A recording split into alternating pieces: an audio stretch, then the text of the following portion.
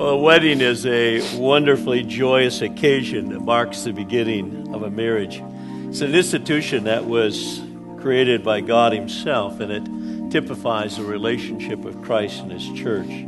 So today we come together to witness the formation of a new home, as two are to become one in the holy bonds of wedlock.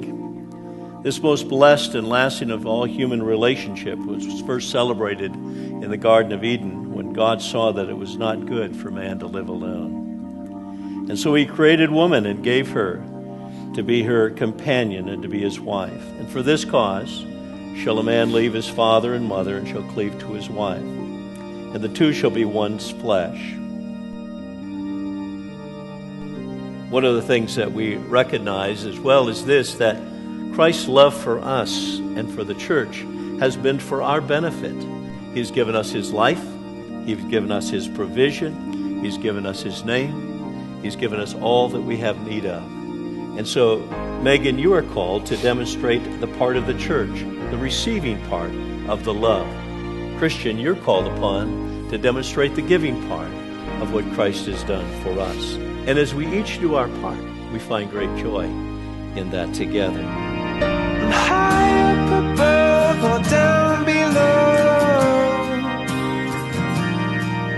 when you're too in love to let it go.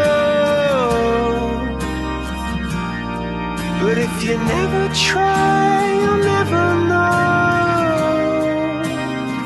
just what you were.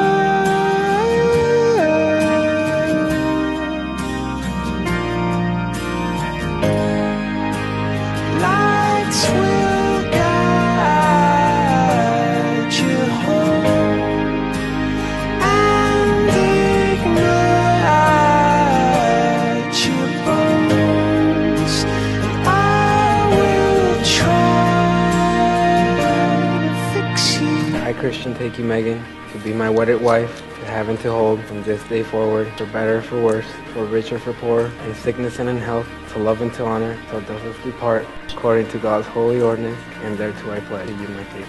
With this ring I do wed, and herewith I give my love and devotion, as long as we both shall live. And we need to recognize that no longer are you two, but you're to be one flesh.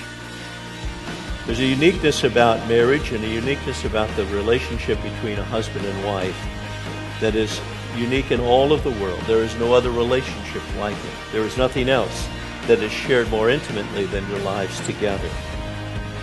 As your paths may be parallel, your responsibilities will increase, but your joy will be multiplied. There may be days when there will be misunderstandings and you may not understand the actions or even the words of the other, but in those times I remind you of the definition of love. We have patience and we have grace. Remember that marriage is a union of two people. So the privileges and responsibilities fall equally upon both of you to maintain this union. If your marriage is to succeed and bring joy, it will be because you work at it and you invest in it. Spend time together, pray together, spend time before God. The closer we become to God is if two people are coming together in a triangle. The farther we get up the triangle, the closer we are to each other as we come closer to Him. That becomes a key to developing this relationship. Such a union with such high ideals is to be entered into thoughtfully, advisedly, discreetly and reverently, and in the fear of God before whom we stand today.